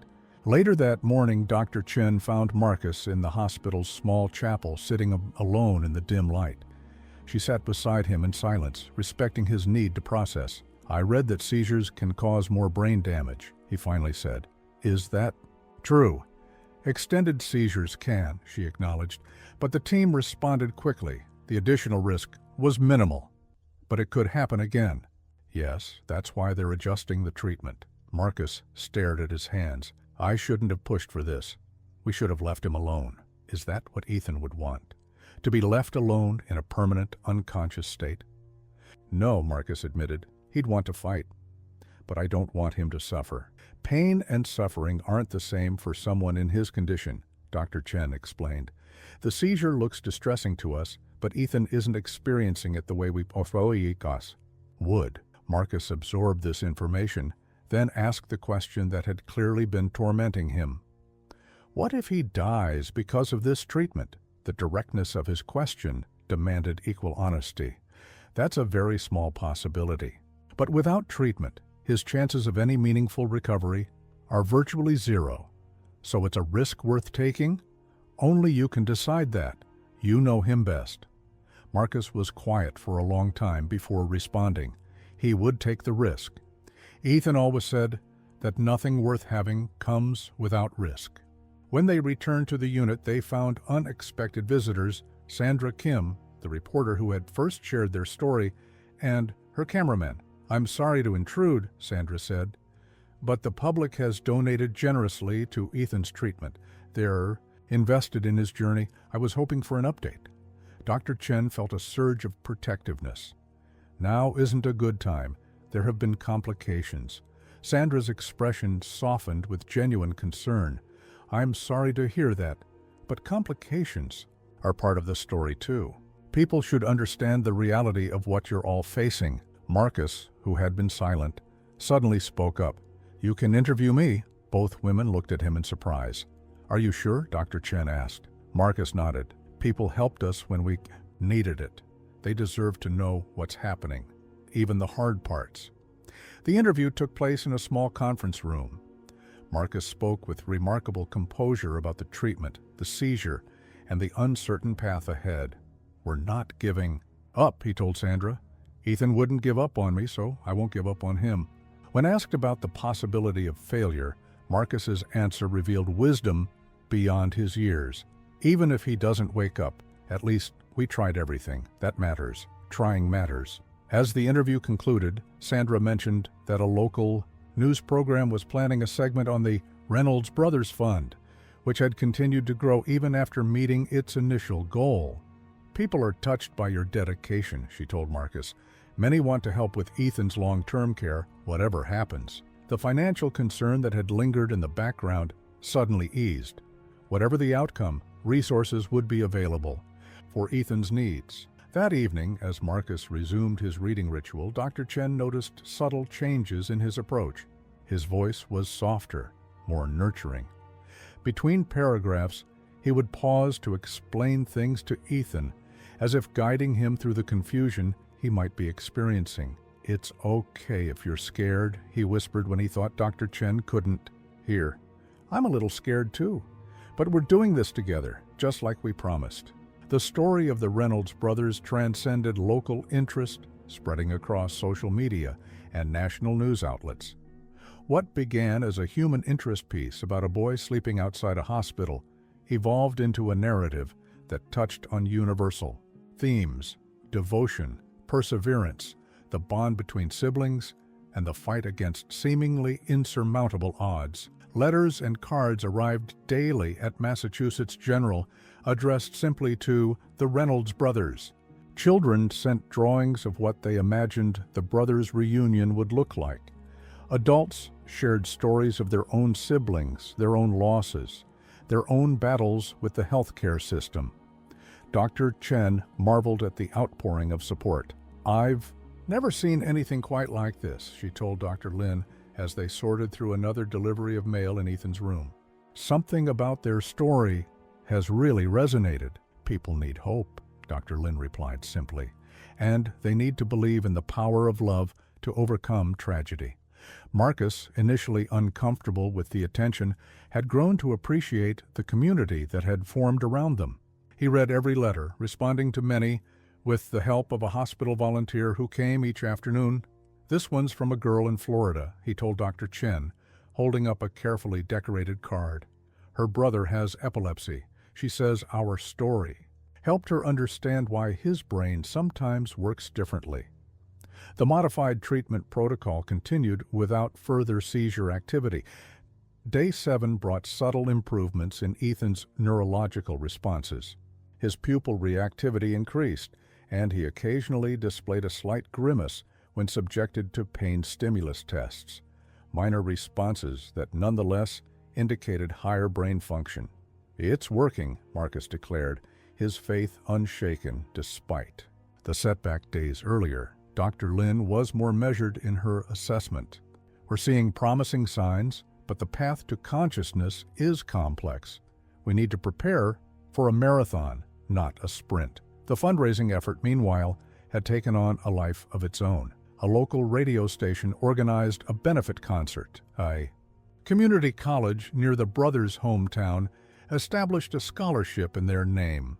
A sporting goods company that learned of Ethan's baseball aspirations offered to sponsor any rehabilitation equipment he might need. The Reynolds Brothers Fund now exceeds $1 million, Sandra Kim reported in her latest update. A remarkable testament to how their story has touched hearts nationwide. The money brought security, but also scrutiny. Dr. Chen found herself defending the experimental treatment to the hospital's ethics committee during a video conference. This case has attracted unusual public attention, the committee chair noted. We must ensure that medical decisions aren't being influenced by media pressure or emotional considerations. The treatment protocol is sound, Dr. Chen countered. Dr. Lin's research is peer-reviewed and promising. The decision to pursue this path was made before any media involvement, based purely on medical indicators. And the boy's role in all this? Another committee member asked. A 12-year-old shouldn't bear the weight of such decisions. Marcus Reynolds has demonstrated remarkable maturity and understanding, Dr. Chen replied. While he doesn't have legal authority, his insight into his brother's wishes has been invaluable. The committee ultimately affirmed the treatment plan, but their questions lingered in Dr. Chen's mind. Was she allowing emotion to cloud her clinical judgment? Had the media attention pushed them toward more aggressive treatment than was truly warranted? She shared these doubts with Dr. Lin during their evening review of Ethan's progress. Second-guessing is part of medicine, Dr. Lin assured her, especially in cases where the lines between science and humanity blur. But consider this. Without Marcus's devotion, Ethan would likely have been transferred to long-term care months ago, where this treatment would never have been considered. And if it doesn't work, then we've honored the brothers' bond by trying. Sometimes that's the most we can offer, our best effort and our recognition of what matters to our patients. The conversation was interrupted by a commotion in the hallway. They stepped out to find a delivery team struggling with an enormous package. For the Reynolds room, the delivery person explained, consulting his clipboard, from Midwest Tech Adaptive Equipment. The package contained a state-of-the-art adaptive gaming system designed for patients with limited mobility. The accompanying note read, "For when Ethan wakes up, recovery can be long, but it doesn't have to be boring." From a fellow gamer, Marcus examined the equipment with wonder. Ethan loves video games. He said they helped him escape after Mom and Dad died. Dr. Chen watched as Marcus carefully set the system aside, positioning it where Ethan could see it, when he opened his eyes. The boy's actions were both heartbreaking and inspiring, practical preparation for a future he refused to doubt would come. That night, Marcus's usual reading session was interrupted by a news special about their story. He watched with Dr. Chen, as footage showed the bench where he had kept his vigil, interviews with hospital staff who had observed his dedication, and comments from neurologists about the pioneering treatment being attempted. "Does it feel strange?" Dr. Chen asked. "Seeing your life turned into a news story?" Marcus considered the question seriously. "A little. But maybe it's good. Maybe someone else with a brother or sister in a coma will see it and not give up." His perspective transformed what could have been exploitative media coverage into something meaningful, another way to honor his bond with Ethan. As the program ended, the reporter addressed the camera directly. "The Reynolds brothers remind us that family is defined not by circumstance, but by choice. The daily choice to remain faithful, to keep showing up, to refuse to abandon those we love, even when the system and the odds are stacked against us." Marcus nodded in solemn agreement, then returned to his brother's bedside and his dog-eared copy of The Hobbit, continuing the quiet vigil that had captured a nation's imagination. 2 weeks into the treatment protocol, routine had settled over their lives at Massachusetts General. Marcus attended virtual school sessions in the mornings, worked with a hospital tutor at lunch, and spent afternoons and evenings with Ethan. Dr. Chen divided her time between consulting on Ethan's case and remotely managing her patients back home. The rhythms of hospital life, shift changes, medication schedules, monitoring checks, became the backdrop to their shared vigil. Dr. Lin's team continued the modified treatment with cautious optimism. Ethan's EEG patterns showed increasing organization, and his autonomic responses continued to improve incrementally. The seizure activity remained controlled, though they monitored vigilantly for any signs of recurrence. "We're entering a critical phase," Dr. Lin explained during their morning briefing. "The brain stimulation has established new neural pathways. Now we're reducing the external support to see if his brain can maintain them independently. Like taking the training wheels off, Marcus suggested, his vocabulary increasingly medical after weeks of immersion in this world. Dr. Lin smiled. Exactly like that. Very astute, Marcus. That afternoon, Marcus was reading a particularly dramatic section of The Hobbit, the confrontation with Smaug, when Dr. Chen stopped by to check on them. She paused in the doorway, not wanting to interrupt the storytelling moment. Marcus read with animation, his voice shifting for different characters, his free hand occasionally gesturing to emphasize a point. His other hand rested where it always did, on Ethan's forearm, maintaining the physical connection he seemed to need as much as oxygen. As Marcus reached the climax of the chapter, Dr. Chen noticed something unusual. Ethan's fingers on his right hand twitched slightly. Such random movements weren't uncommon in coma patients, but what caught her attention was the timing. The movement coincided with a particularly dramatic moment in the story. She moved closer, watching carefully. When Marcus finished the chapter with Bilbo's escape from the dragon, Ethan's hand twitched again, his index finger curling inward briefly. "Marcus," she said quietly, "keep reading. I want to watch something." Marcus gave her a curious look, but continued to the next chapter. Dr. Chen positioned herself where she could clearly see Ethan's hand while remaining out of Marcus's line of sight, not wanting to influence his reading with her observations. 3 pages into the new chapter, during another tense moment, Ethan's fingers definitely moved, a slight curl inward, almost like he was trying to grip something. "Marcus," Dr. Chen interrupted gently, "has Ethan's hand been moving during your reading sessions?" Marcus looked up, surprised. "Sometimes. I thought it was just random." "When did you first notice it?" He thought for a moment. "Maybe 3 days ago. It happens most during the exciting parts." Dr. Chen pressed the call button for the nurse. "I'm going to ask Dr. Lin to come observe this. It could be significant." Within minutes, Dr. Lin arrived with monitoring equipment. They attached additional EEG leads to Ethan's scalp and positioned a video camera to capture any movements. "Keep your reading," Dr. Lin instructed Marcus. "Act natural, as if we weren't here." Marcus nodded and found his place in the book again. His voice was initially self-conscious with the audience, but soon fell back into the familiar rhythms of storytelling. The medical team watched in silence, eyes moving between Ethan's hand and the EEG display. 10 minutes in, during a particularly suspenseful passage, it happened again. Ethan's fingers curled, and this time his wrist rotated slightly as well. The EEG showed a corresponding spike in activity in his auditory and language processing regions. "That's not random movement," Dr. Lin said quietly, excitement evident in her normally composed voice. "That's a response to the narrative stimulus." "He's listening?" Marcus asked, hope blazing in his eyes. "At some level, yes," Dr. Lin confirmed. "His brain is processing the auditory input and showing a coordinated motor response." Dr. Chen felt her throat tighten with emotion. "What does this mean for his prognosis?" "It's a very positive sign," Dr. Lin said. "It suggests higher-level processing than we've seen before, but I don't want to overstate its significance. It's a small response that may or may not lead to consciousness."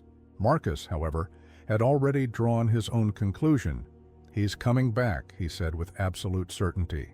"I knew he would." For the next hour, they continued the observation, documenting each response and correlating it with the EEG data. The pattern became clear.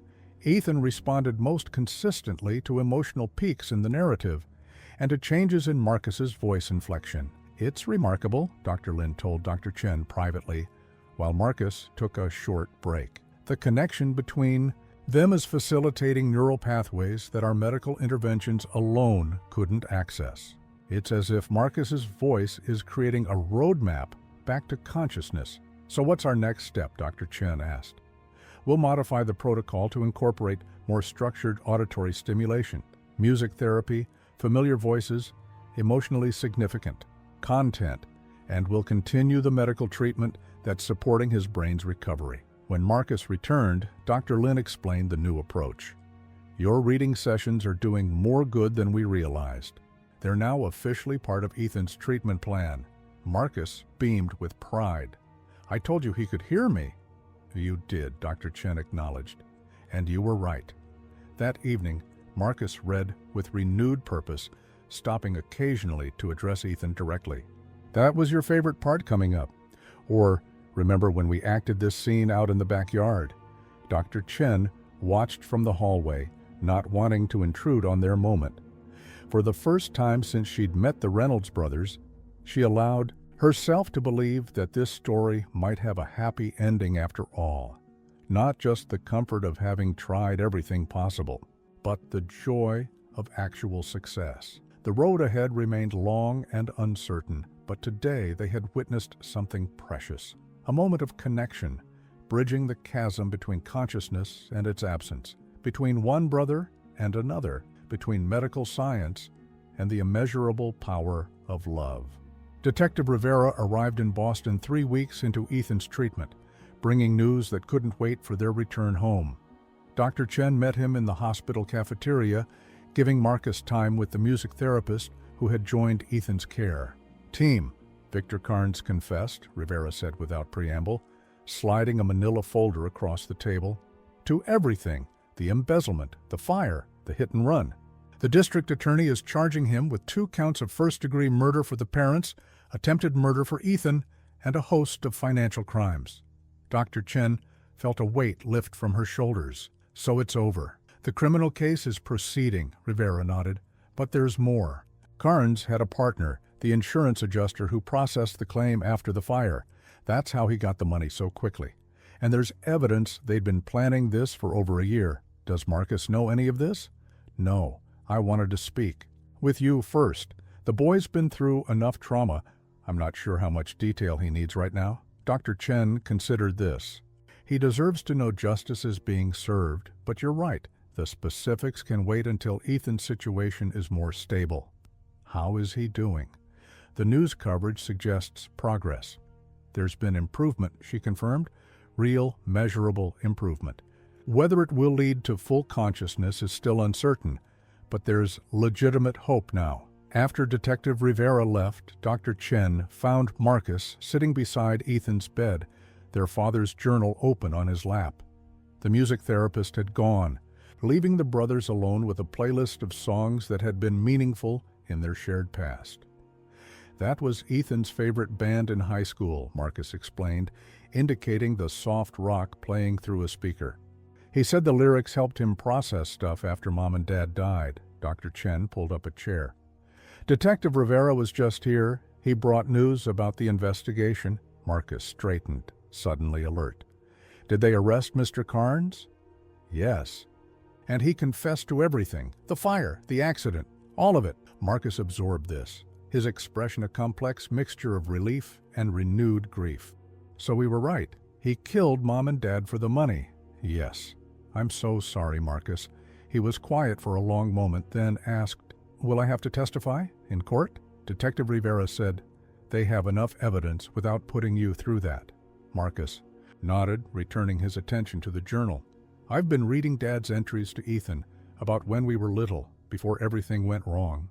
Dr. Chen sensed there was more Marcus wanted to share. Tell me about your parents, she invited gently. I've heard about the tragedy, but not about who they were. Marcus's face softened with memory. Mom was an art teacher. She could draw anything.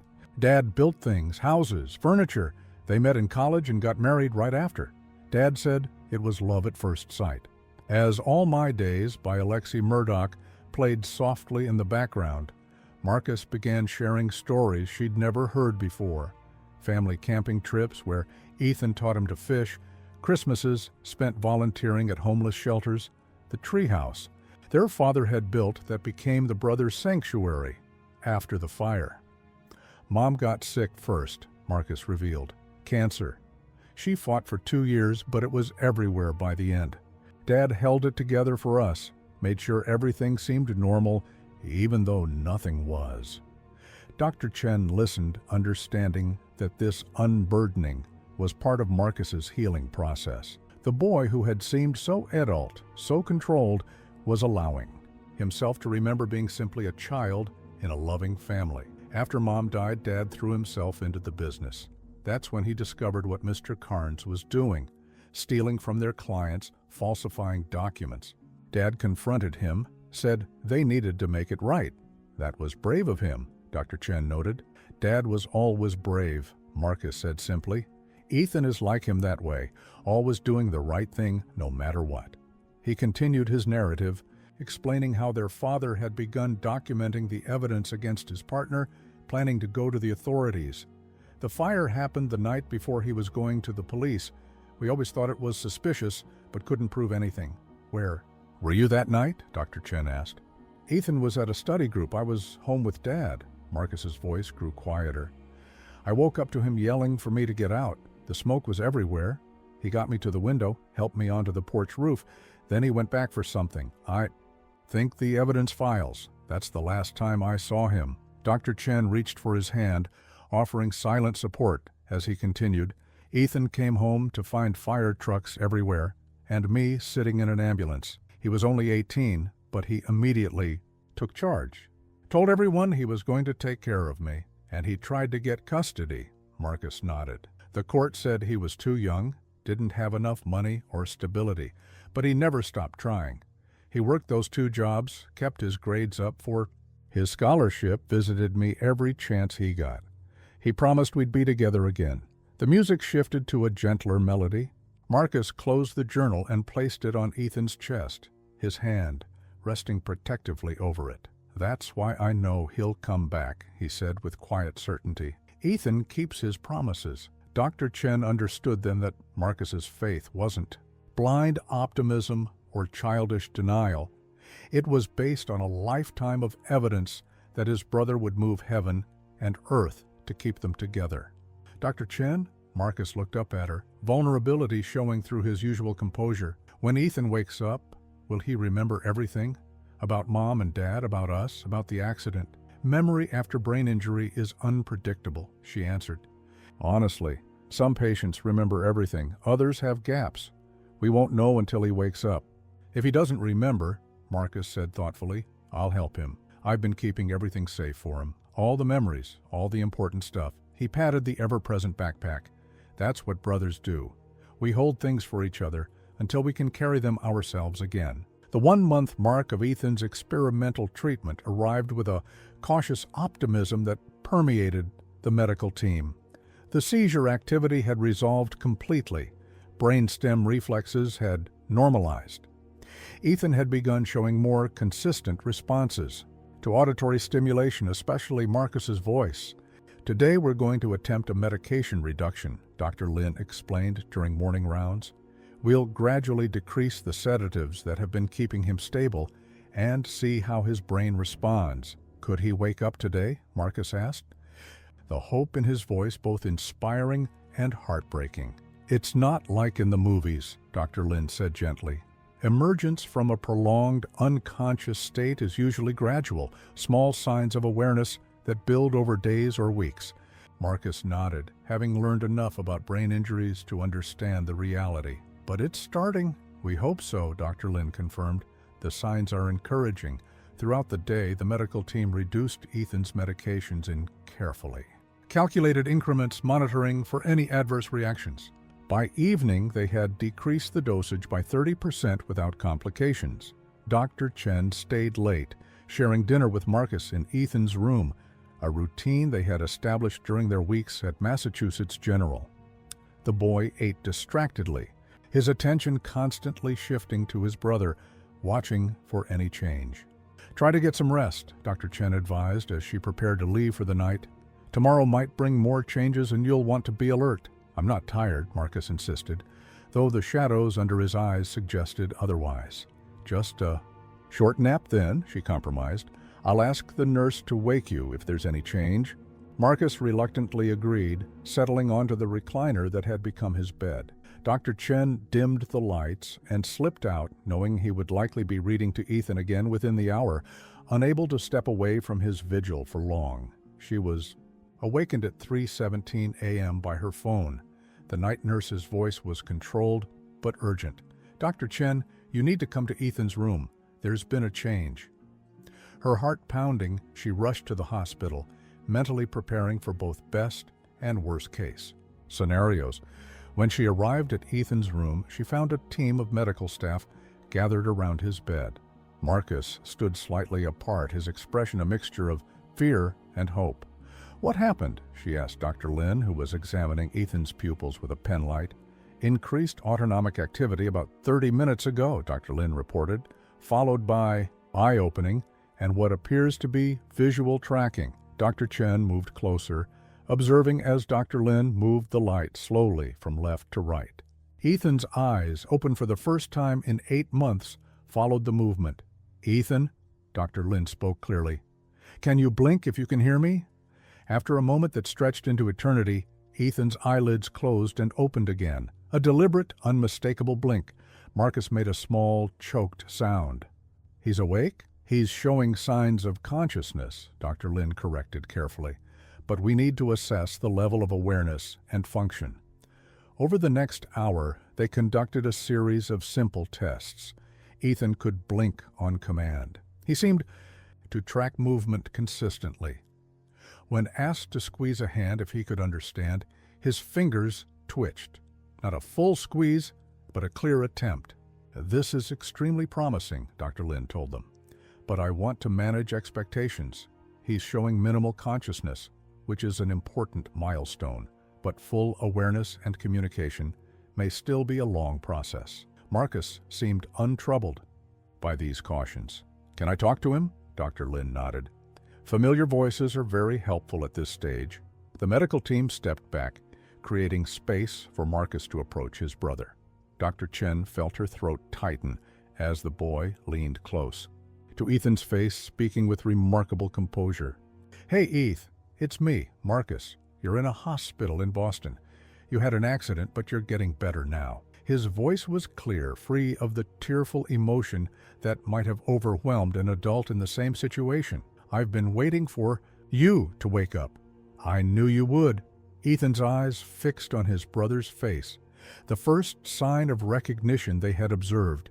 His lips moved slightly, though no sound emerged. "Don't try to talk yet," Marcus continued. "The doctors said that might. Take time. Just rest and get stronger. I'm not going anywhere." Dr. Chen exchanged a glance with Dr. Lin, both of them moved by the role reversal, the younger brother now guiding and reassuring the older. As dawn approached, the initial excitement settled into focused medical attention.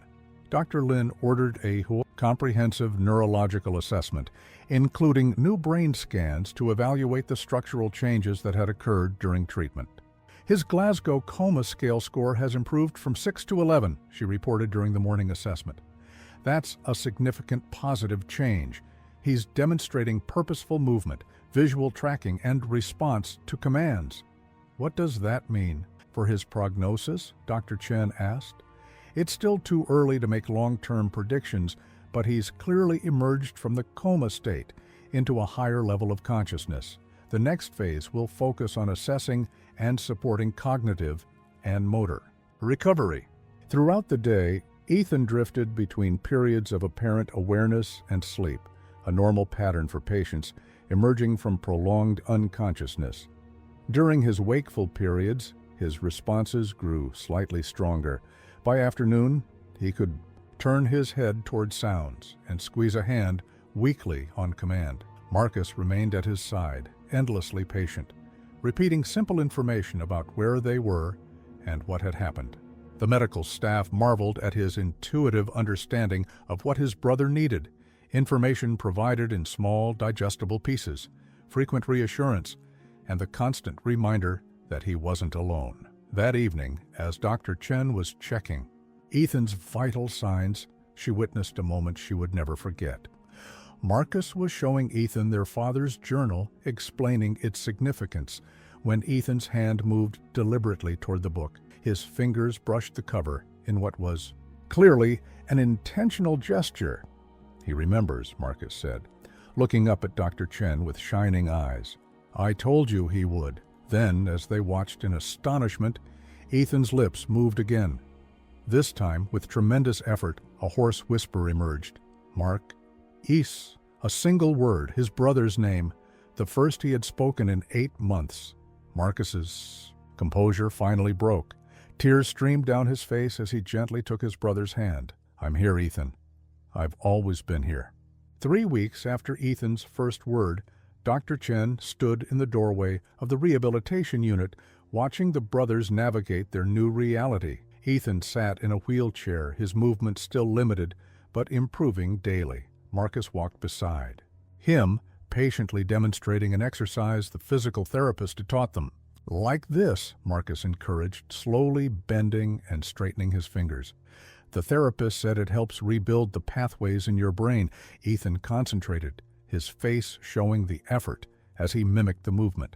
His progress had been remarkable by medical standards, from minimal consciousness to basic communication in less than a month, but still frustratingly slow from Marcus's perspective. You're doing great, Dr. Chen said, entering the room. Both of you. Ethan looked up, his smile lopsided but genuine. His speech remained halting, words emerging after visible concentration. Dr. Chen, good to see you. The rehabilitation journey had revealed the full extent of Ethan's deficits. The left side of his body remained significantly weaker than the right. His short-term memory was spotty, requiring frequent repetition of new information. Complex language and abstract concepts often confused him, yet his personality, the essential Ethan that Marcus had fought so hard to bring back, was unmistakably present. I have news, Dr. Chen announced, sitting across from them. The court has appointed a legal guardian for both of you. Marcus tensed visibly. Since Ethan's awakening, the question of their future living situation had loomed large. Despite his remarkable recovery, Ethan clearly couldn't assume guardianship of Marcus as they had once planned. At least, not yet. Who? Marcus asked warily. Her name is Claire Wilson. She's a retired social worker who specializes in cases like yours, siblings who need to stay together despite complex circumstances. Dr. Chen smiled reassuringly. I've met her. She's kind, practical, and lives about 15 minutes from the rehabilitation center where Ethan will continue his recovery. Marcus exchanged a glance with his brother, their unspoken communication still intact despite everything. When do we meet her? She'll be here tomorrow. And Marcus, she's fully committed to keeping you two together. That was my first question, too. The relief on both brothers' faces was palpable. The fear of separation, after everything they had overcome to reunite, had haunted them during Ethan's recovery. Later that afternoon, Dr. Chen met with Dr. Lin to discuss Ethan's transition to the long-term rehabilitation facility. His progress continues to exceed expectations, Dr. Lin noted, reviewing the latest assessment. Speech therapy is showing particular promise. Physical recovery will take longer, but the neuroplasticity we're seeing is encouraging. And cognitively? Dr. Chen asked the question they both knew was most critical. Mixed results, Dr. Lin admitted. His procedural memory is largely intact. He remembers how to perform tasks he knew before. Episodic memory shows significant gaps, particularly around the accident and the months preceding it. But his recognition of Marcus and their shared history remains strong, which is remarkable given the severity of his injury. Will he eventually be able to live independently, perhaps even become Marcus's guardian as he originally planned? Dr. Lin considered this carefully. It's possible, though, likely years rather than months away. The funds from the settlement and donations will provide necessary support in the meantime.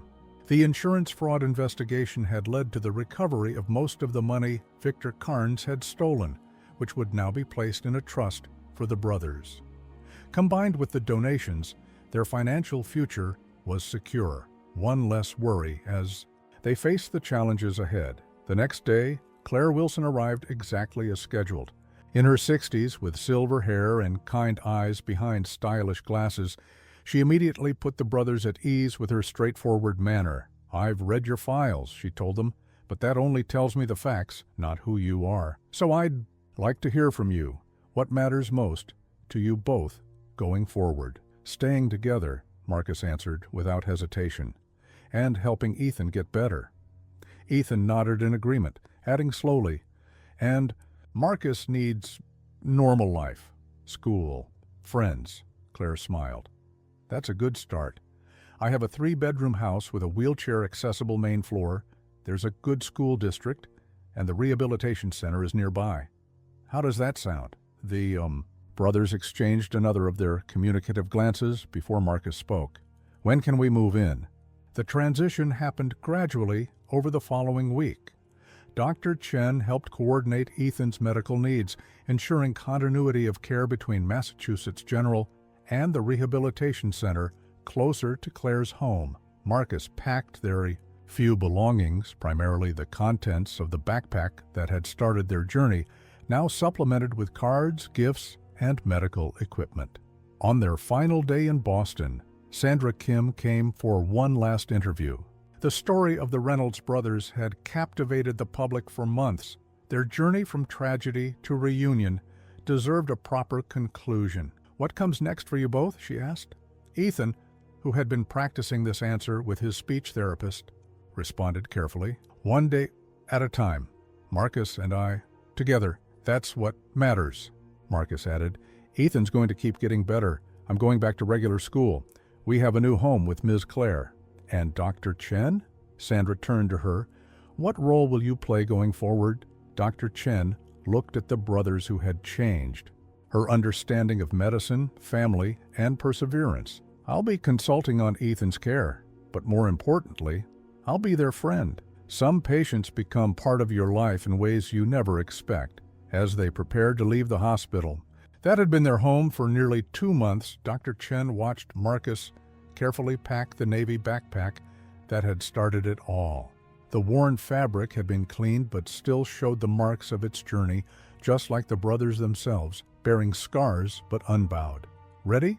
She asked as the transport team arrived with Ethan's wheelchair. Marcus nodded, slinging the backpack over his shoulder before moving to help his brother. We've been ready for a long time. 6 months later, Dr. Chen parked outside Claire Wilson's tidy suburban home, smiling at the wheelchair ramp that had been seamlessly incorporated into the front porch design. Her visits had become monthly rather than weekly as the brothers settled into their new life and Ethan's medical needs stabilized. The door opened before she reached it, Marcus's face breaking into a grin. At 13 now, he had gained weight and height, the haunted look in his eyes replaced by the normal exuberance of a teenager. Dr. Chen, Ethan just got back from physical therapy. Wait till you see. She followed him inside to the sunlit living room where Ethan was sitting, not in his wheelchair but on a specialized walker. With intense concentration, he pushed himself to a standing position, his left leg braced but bearing weight. 3 steps today, he announced, his speech clearer, though still measured. New record, Dr. Chen applauded, genuinely impressed. That's incredible progress, Ethan. Claire emerged from the kitchen, wiping her hands on a dish towel. He's been practicing for hours, determined to show you. Over lunch, the brothers updated her on their lives. Marcus had joined the school newspaper, writing a column about his experiences that had resonated with classmates dealing with their own family challenges. Ethan had progressed to part-time coursework through an online college program, slowly working toward the degree that had been interrupted by the accident. The cognitive therapist says his analytical skills are nearly back to pre-injury levels, Claire reported proudly. It's the physical recovery that's taking more time. Worth it, Ethan stated simply, his shortened sentences now a characteristic adaptation rather than a limitation. After the meal, Marcus pulled out a photo album, a gift from Claire to help organize the memorabilia from their past and document their present. The latest edition was a newspaper clipping about Victor Karn's sentencing, 30 years to life for the murder of their parents and attempted murder of Ethan. Justice, Marcus said, carefully placing the clipping on the page. Dad would be proud. Ethan nodded. Case closed. Moving forward now. Dr. Chen noticed the Navy backpack, hanging on a special hook by the door, still present but no longer clutched like a lifeline. Its contents had been carefully preserved, the journal now displayed on a bookshelf, the photos framed on the walls, the financial documents no longer needed after the conclusion of the legal proceedings. "I have something to show you," Marcus said, leading her to what had been converted into a study space. On the desk sat the adaptive gaming system donated months earlier. Beside it was a laptop with specialized software. "Ethan's teaching me programming. We're making a game together." Ethan smiled from his walker, which he had navigated into the doorway. Brain exercise, doctor approved. Dr. Chen examined their project, a simple but elegant game where players had to overcome obstacles to reach a goal. "This is impressive. What's it called?" "The Bench," Marcus replied, "because that's where our story really started." Later, as Dr. Chen prepared to leave, Ethan asked for a moment alone. Claire and Marcus discreetly moved to another room. "Need to thank you," Ethan said, his gaze direct and clear. "Not just for medical care, for believing in Marcus when no one else did." "He made it easy," she replied honestly. "His faith in you never wavered, not once in all those months." "Changed you too," Ethan observed, his perceptiveness undiminished by his injury. Saw it happening, she couldn't deny it. The Reynolds brothers had transformed her approach to medicine, deepening her understanding of healing beyond physical recovery. "You both reminded me why I became a doctor in the first place." Ethan nodded, satisfied. Good legacy, better than pity. As Marcus walked her to her car, Dr. Chen noticed a familiar figure waiting at the end of the driveway. Sandra Kim, now a friend rather than just a reporter. "Final interview today," Marcus explained, "for the one-year follow-up story. Ethan thought it might help other families going through similar situations." "And how do you feel about sharing your story now?" Dr. Chen asked. Marcus considered this thoughtfully. At first, it was just about getting help for Ethan. Now it's about showing what's possible. That's worth talking about. She hugged him goodbye. This remarkable boy who had slept on a hospital bench for 7 months out of love and determination. Who had never lost faith when everyone else counseled realism and acceptance. Who had, in his quiet persistence, changed the course of many lives beyond his brothers. "Next visit, bring Dr. Lin," Marcus called as she got into her car. "Ethan wants to show her the brain imaging models we're creating for his college project." Dr. Chen promised she would, marveling at how the brothers had integrated their medical journey into their forward path, rather than allowing it to define them. Before driving away, she glanced back at the house. Ethan had made his way onto the EOS porch, Marcus supportive, but not hovering at his side. Claire stood in the doorway, the picture of a family that had been forged in adversity rather than birth, no less real for its unconventional formation. From her car, Dr. Chen could see the bench Claire had installed at the end of the front walk, a deliberate echo of the hospital bench where Marcus had kept his vigil. Not a reminder of hardship, but a symbol of endurance. The Reynolds brothers had lost everything, twice over. Their parents, their home, nearly each other. Yet they stood now on the porch of a new home, their bond not just preserved but strengthened, their future reclaimed from tragedy through the fierce power of brotherly love. As she drove away, Dr. Chen reflected that medicine had its limitations, but faith, determination, and love sometimes worked miracles that science could neither predict nor explain. And sometimes the most powerful healing came not from doctors or treatments, but from a boy who refused to give up on his brother even when the world told him it was time to let go. If this story touched your heart, please like, subscribe, and share it with someone who needs hope today.